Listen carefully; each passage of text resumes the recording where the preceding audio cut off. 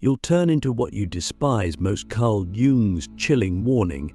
Have you ever hated someone so much that you felt it in your bones? Or looked at something, some ideology, some behavior, and been filled with disgust so visceral that you were sure it could never be part of you? What if I told you that the more intense your hatred, the more likely you are to become the very thing you detest? That's not just a poetic paradox, it's a psychological law embedded deep in the human soul. And it's exactly what Carl Jung warned us about. We all carry within us a shadow, a dark, unconscious mirror of ourselves made up of everything we deny, reject, or suppress. And when we refuse to face that shadow, to integrate it, we don't escape it. We project it, and eventually we become it. This is not metaphor. This is a chilling, almost mathematical truth about human nature. Jung said, "What you resist not only persists, but grows in size."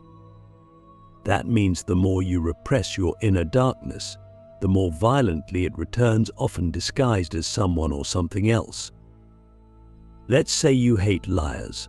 You pride yourself on being honest. But over time you start seeing liars everywhere. You become obsessed with exposing them. You attack others for their hypocrisy. But you fail to see how, in your own crusade, you begin to twist truths, exaggerate, manipulate to fight what you hate. You adopt its methods. Slowly, imperceptibly, you step into the skin of the very thing you vowed to destroy. And by the time you realize it, your face has changed. You are what you once despised. Jung's work was terrifying because it made one thing clear: the enemy is not just out there, it's in here, inside me, inside you. And the more convinced we are of our own goodness, the more dangerous we become.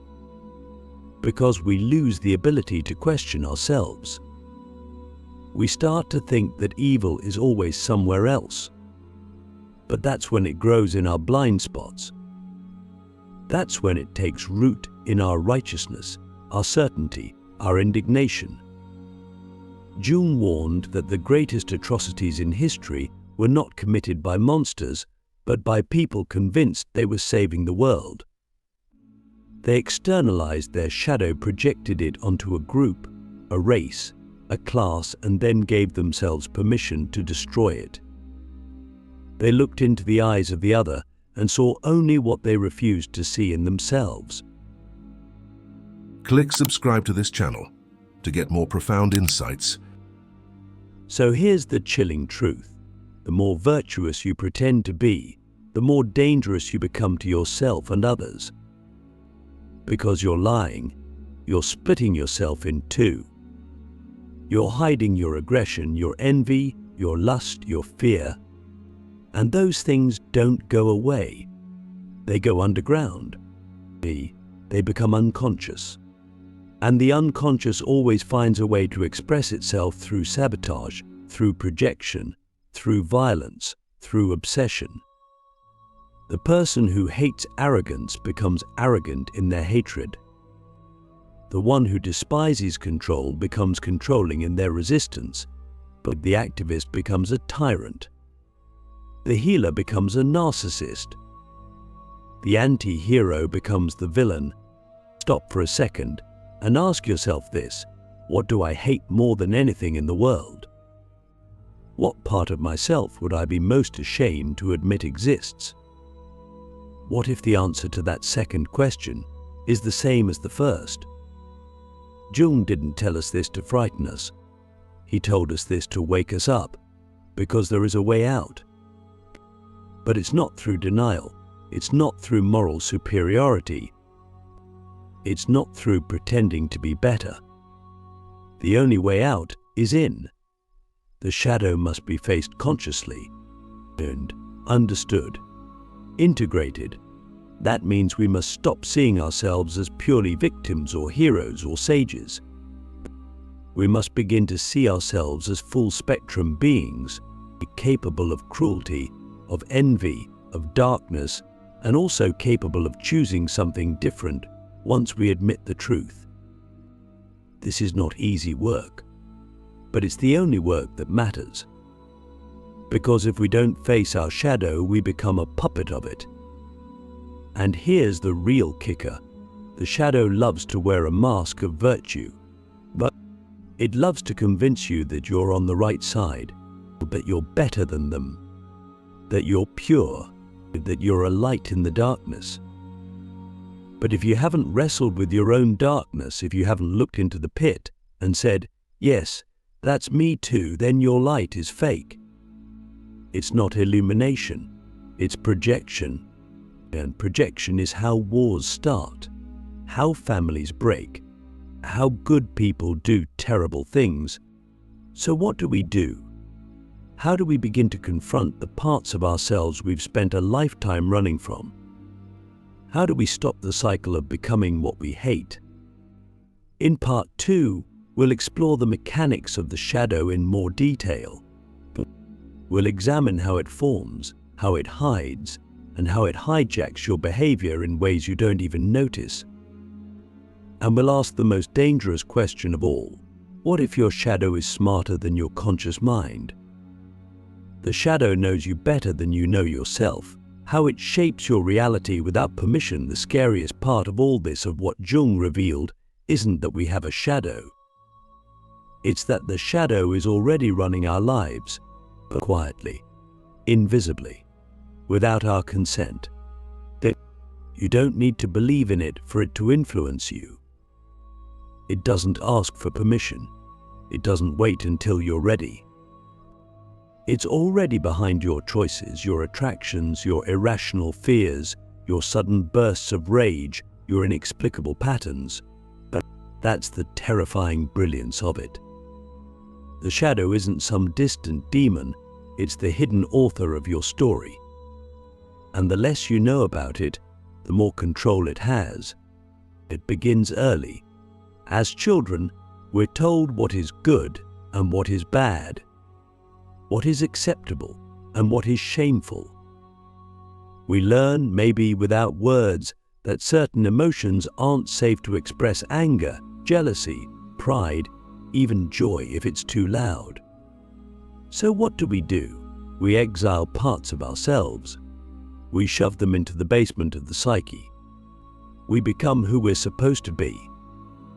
We become nice. We become strong. We become good. But those disowned parts don't disappear. They just go dark. And in that darkness, they grow teeth. Let's say you were punished for being angry. You learned to smile instead. But now you're an adult and your relationships keep falling apart. You don't understand why you explode over tiny things or why you attract people who seem irrationally angry. That's your shadow acting out. Or maybe you were taught to be humble, selfless. Now you find yourself secretly resenting others who shine. You judge them, or you feel inferior next to them. Why? Because your desire to be powerful, to be seen, was never gone, it was just buried. What you repress doesn't die. It festers, it waits. It finds its way out in distorted forms through sarcasm, passive aggression, anxiety, projection, even illness. Jung warned us that the shadow doesn't just live in the individual, it lives in the collective. Or in politics, in culture, in religion. Every time a group defines itself as righteous, as pure, as chosen, it creates a collective shadow. And that shadow must go somewhere. It gets projected onto outsiders, onto enemies, onto them. We dehumanize what we refuse to see in ourselves. And this projection becomes a feedback loop. The more we fear our own darkness, the more we see it outside of us. The more we try to destroy it out there, the more powerful it becomes in here. This isn't just psychological theory. Look around. The internet is a battleground of shadows. Outrage culture, cancel culture, political polarization, moral superiority masquerading as justice, but everyone pointing fingers, few looking in mirrors. We've become experts at calling out what's wrong in others and amateurs at facing what's unresolved in ourselves. We think we're cleaning the world, but we're just smearing our own dirt across its surface. Now ask yourself, how many of your decisions today were truly made by your conscious mind? How many were reactions, projections, echoes of something hidden? How many times did you say, "I don't know why I did that," or "That's not like me"? That is like you. It's your shadow. And it's been making moves behind the curtain for years. But here's the twist. The shadow isn't evil. It only becomes dangerous when ignored. It's not trying to ruin you. It wants to be seen. It wants to be heard. It wants reintegration. In fact, it holds the key to your full potential. Your creativity, your power, your confidence, your intuition, they're buried in the same place as your shame, your rage, your fear. If you want to become whole, you can't pick and choose. You have to go into the dark and retrieve what you left behind. In the next part, we'll go deeper into this retrieval. We'll explore what it means to integrate the shadow not just in theory, but in real life. How do you face the parts of yourself that disgust you? How do you stop the shadow from hijacking your relationships, your goals, your inner peace? And how do you use it, not to destroy, but to evolve? Becoming whole, how embracing your darkness unlocks your greatest power. We spend most of our lives trying to be good. Good friends, good citizens, good creators, good parents. But good is often just the mask we wear to avoid dealing with what's buried underneath. And the problem is, that mask doesn't just hide us from others, it hides us from ourselves. Jung didn't want us to stop being moral or kind. He wanted us to stop being fake. Because real strength, real wisdom, and real transformation don't come from pretending to be perfect, they come from becoming whole. And wholeness demands that we embrace what we've rejected. It demands that we step into the darkness we've been taught to fear, not to be consumed by it, but to reclaim what we lost there. Because the truth is chilling and empowering. The darkness you run from holds the very power you've been searching for. You can't become who you're meant to be by cherry-picking your personality. You can't cut away your shame, your rage, your desire to dominate, and think what's left is the real you. That's not integration. That's mutilation. Jung believed that the only way to truly grow was to confront the shadow, to pull it into the light, not to destroy it, but to befriend it. That means having the courage to say, yes, I'm capable of cruelty. Yes, I've felt envy. Yes, I've wanted to control, to lie, to hurt. And now that I've seen it, it doesn't control me anymore. That's not weakness. That's ownership. That's power. Because here's the paradox. The more you suppress your darkness, the more it leaks out sideways. But when you face it, when you integrate it, it transforms. That buried anger becomes strength and boundaries. That repressed desire becomes passion and creativity. That fear becomes intuition. The things you thought made you bad are often just raw energy waiting to be shaped. And only by embracing them can you access your full potential. You don't need to be perfect. You need to be real. And every ounce of you, light and dark, is part of that reality. Think about the people you admire most. the ones who seem grounded, magnetic, unshakable. Chances are they've made peace with their shadow. They're not pretending to be flawless. They've looked into their own abyss and come back stronger. That's why they don't need to control others or prove themselves constantly. They're not afraid of what's inside, and that inner security radiates outward. It creates presence. It creates impact. It creates trust not just from others, but from within. And that's the kind of person you can become. Not by avoiding your darkness, but by walking through it with your eyes open. Let me ask you something radical. What part of yourself have you been hiding your whole life? What do you fear would happen if people saw it?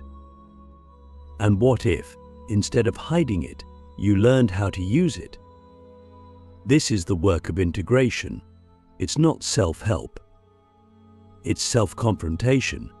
It's not about becoming better, it's about becoming whole. And wholeness is messy. It's inconvenient. It's painful. But it's also the only path to true peace.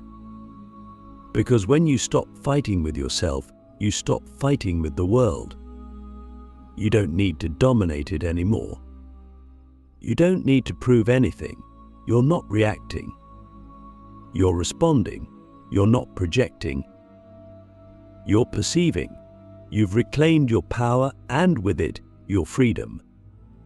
And here's something no one tells you. Integrating your shadow doesn't make you darker. It makes you lighter, because you're no longer carrying the weight of denial. You're not wasting energy pretending. You're not afraid of being exposed. You've already exposed yourself to yourself. And that kind of radical honesty is liberation.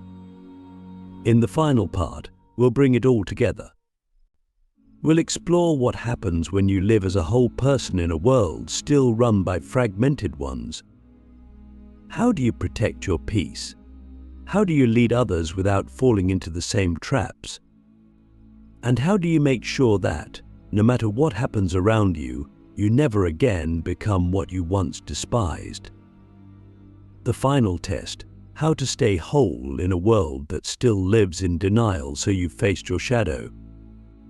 You've acknowledged the parts of yourself you used to reject, and you've begun the long, brave process of integration.